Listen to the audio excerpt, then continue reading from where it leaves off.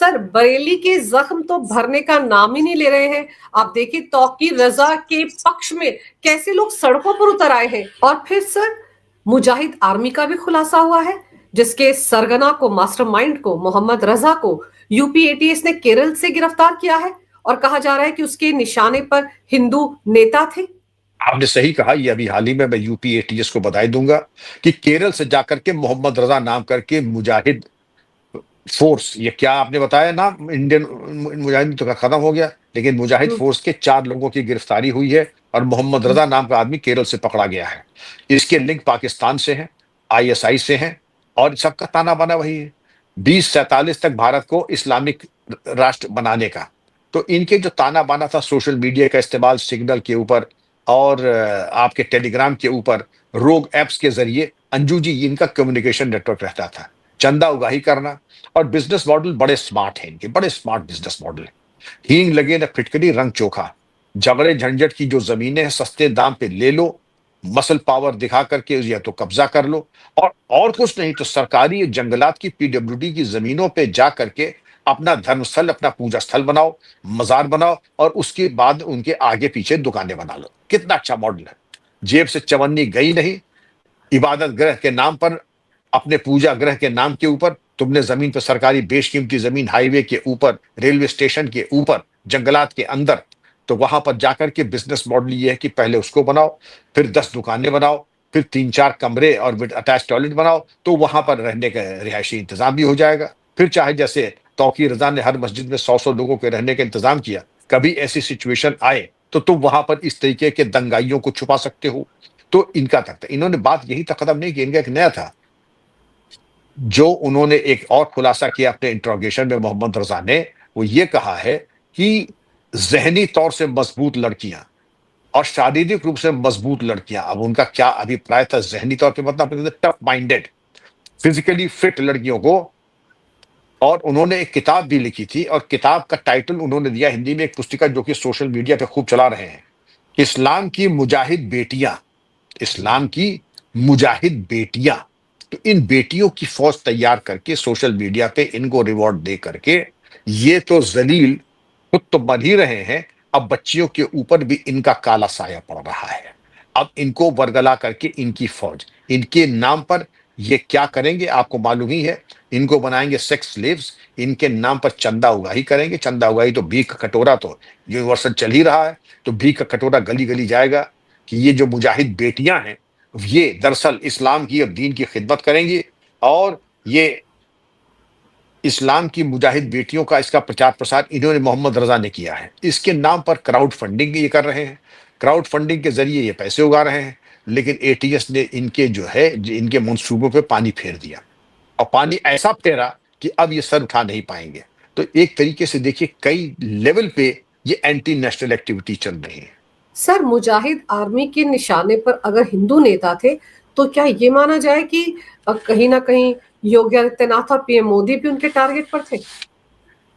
आपको अंजू जी मालूम होना चाहिए कि इन शरारती तत्वों के, राष्ट्र विरोधी तत्वों के, पाकिस्तान आईएसआई के लिए टारगेट नंबर 1 हमारे प्रधानमंत्री मोदी जी, और नंबर 2 आपके योगी जी कह लीजिए या अमित शाह जी को कह लीजिए, लेकिन टारगेट पे प्राइमरीली यही 3 है पूरे विश्व के। लेकिन मैं अगर ये कह दूं नंबर 1 पे हमारे प्रधानमंत्री जी, नंबर 2 पे योगी जी और अमित शाह जी, तो इनके टारगेट पे ये जरूर रहे होंगे।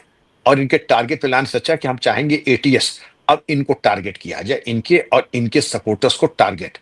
आप कुछ न करें, आपने जेल भेज दिया, इनका फाइनेंशियल एम्पायर आप डिमोलिश कर दें, इनके मददगारों को चिन्हित करके उनको यूएपीए में और एनएसए में जेल भेज दें और इनकी संपत्ति कुर्क कर लें, क्योंकि इनके मंसूबे बड़े शातिराना और बहुत ही खतरनाक हैं, राष्ट्र विरोधी हैं।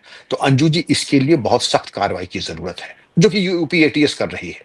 बिल्कुल सर, और जैसे आपने कहा ना, इनका जो बिजनेस मॉडल जो था, बिल्कुल वैसा बिजनेस मॉडल तो तौकीर रजा का रहा है ना सर। वरना आप खुद सोचिए, एक मौलवी करोड़ों की संपत्ति, अरबों की संपत्ति का मालिक कैसे हो सकता है? वो 8-8 प्रॉपर्टीज जो तौकीर रजा की हैं और उसके रिश्तेदारों के बड़े बड़े होटल है सर, वो सब कैसे आए? यानी कि वो पिछली सरकारों के जमाने में जब ये राज्य प्राप्त दर्जे वाले मंत्री थे, उस वक्त इन्होंने ये सारा का सारा खेल खेला, जो अवैध तरीके से सरकारी संपत्तियों को अपने नाम कर लिया। बेशक इन्होंने मनमाने तरीके से अतिक्रमण करके दुकानों का किराया वही डॉक्टर नदीम वसूल करते थे। उनका किराया, पगड़ी सब कुछ वही करते थे। देखिए 100-200 दुकानें बहुत मायने रखती हैं। अभी तो जितना चिन्हित हुआ उतना ही के फिगर मैं दे रहा हूँ और अभी इन्वेस्टिगेशन को कुछ ही दिन तो हुए हैं। कुछ ही दिन तो हुए, 1 हफ्ता ही तो हुआ है। और उस 1 हफ्ते में अगर इतनी जानकारी मिल गई है, डिमोलिशन हो गया, आगे देखिएगा क्या। इन्होंने अपने रसूख का नाजायज फायदा उठाते हुए अतिक्रमण, सरकारी जमीनों पे कब्जा, मनमाने तरीके से धन प्राप्त किया। लेकिन अब ठीक है, अब वो सरकारी संपत्ति हो गई है। आप देखिए तौकीर रजा के पक्ष में कैसे लोग सड़कों पर उतर आए हैं। ठाणे में देखिए महाराष्ट्र के, वहां पर भी एक रैली जैसी निकाली गई और ऊपर से असदुद्दीन ओवैसी को सुन लीजिए, वो भी कह रहे हैं कि क्यों उनको गिरफ्तार किया गया। आई लव मोहम्मद बोलना कहां से गुनाह हो गया। अंजू जी, पहले तो ये समझ लीजिए कि जो हमने देश ने ये समझा था कि ये एक सामान्य जुम्मे की नमाज के बाद ज्ञापन देने की बात है। तौकीर रजा ने भ्रम फैलाने की नीयत से एक वीडियो वायरल किया था जिसमें कह रहा था, हम सिर्फ एक अपनी दरखास्त जिलाधिकारी अविनाश सिंह जी को देंगे, जिनके जरिए वो राष्ट्रपति महोदया को भेज देंगे और हमारे आंसू उन तक पहुंचा देंगे। यानी दीनहीन बन करके उन्होंने इस चीज को कहा। उसके बाद इनके जो 2 बहुत खास सिपह सालार हैं, उनकी दस्तखत से एक कागज इन्होंने वहां पहुंचाया कि हम लोग दरअसल कोई जुलूस वलूस नहीं निकालेंगे, सिर्फ ज्ञापन देंगे। वो है नदीम खान और नफीस। इन नामों को जरा नोट कर लीजिएगा क्योंकि इन नामों की बहुत लंबी क्रिमिनल हिस्ट्री और इतिहास है। खासकर जो नफीस है, नाम नफीस और काम जलालत का, इस पे हम चर्चा करेंगे। अब भ्रम की स्थिति कैसे उत्पन्न कराई इन्होंने, वो भी जानना दोबारा तिबारा जरूरी है। नमाज का वक्त होता 12:30 से 3:30 तक जुमे की, और अपने अपने इलाकों की मस्जिद में लोग टाइम से जाते हैं। लेकिन जुमे की नमाज को भीड़ इकट्ठा करने का अगर मौका दे दिया गया है तो इन्होंने कहा कि नहीं, सब लोग एक साथ एक टाइम पर 2 बजे नमाज पढ़ेंगे। 12:30 से 3:30 नहीं, 2 बजे सब लोग। तो इसका पर्पस, उद्देश्य, अभिप्राय क्या था? भीड़ इकट्ठा करना था और भीड़ इकट्ठा करने में आप कामयाब हो गए। आपने डीएम के यहां ये दिया, नफीस और क्या नाम है इनका, नदीम। न, नदीम। नफीस और नदीम ने दरखास्त ये दी कि हम आपके यहां सिर्फ ये करेंगे कि हम जाके ज्ञापन देंगे। और व्हाट्सएप ग्रुप में ये इन्होंने कहा, क्या कहा कि ये चीज इसमें हमारे दस्तखत नहीं है, और दस्तखत नहीं है, ये बिल्कुल फर्जी है, आप लोग इकट्ठा हो, जुलूस के रूप में जाएं। बात यही खत्म नहीं होती है। इत्तेहादुल मुस्लिमीन काउंसिल की जो फेसबुक साइट थी उस पे इन्होंने इस लेटर को डाला, फिर डिलीट कर दिया और उसकी स्क्रीनशॉट लेकर के फिर भ्रम की स्थिति पैदा की कि हमने कह दिया कहीं हम जाएंगे नहीं। अब आईएमसी की वेबसाइट पे आपने तो दिया कुछ, किया कुछ, और इसकी प्लानिंग हफ्तों से चल रही थी।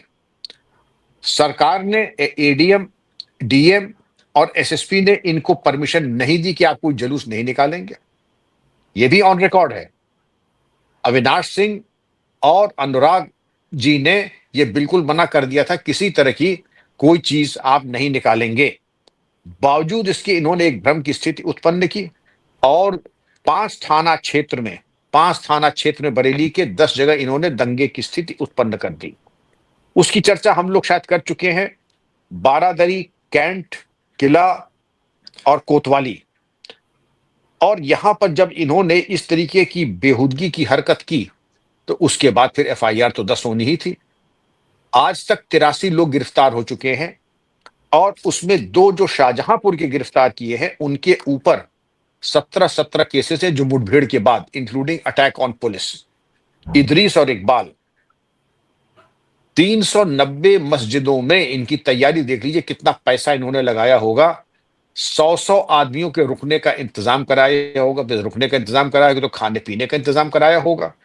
और 399 के मतलब अगर 100 कराया आपने, ये बहुत जाएगा फिगर 40,000 का।